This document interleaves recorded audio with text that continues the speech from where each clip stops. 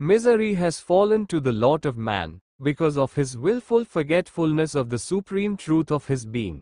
He allows himself so much to be involved in the passing phases and affairs of life that he neglects to turn his life in hand. He moves in an endless circle of ever-increasing cares and sorrows. In fact, he jumps from one fire into the other, from one pit into the other, from one sorrow into the other.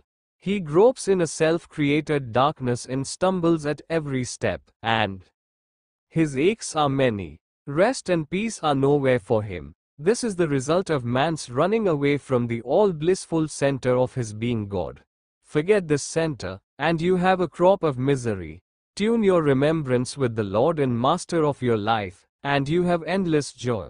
You have now strength, wisdom, courage and freedom.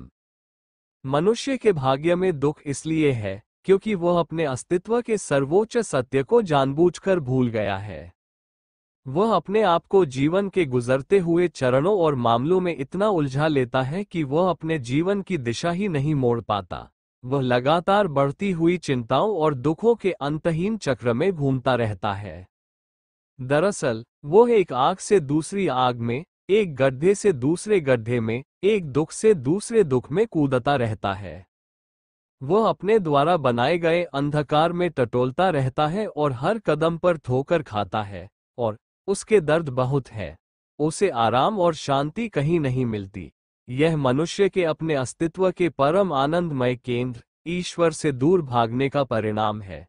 यदि आप इस केंद्र बिंदु अर्थात ईश्वर को भूलेंगे तो आपके पास दुखों की फसल होगी। अपने जीवन के प्रभु और स्वामी के साथ अपनी यादों को जोड़ो और तुम्हारे पास अनंत आनंद होगा। अब तुम्हारे पास शक्ति, बुद्धि, साहस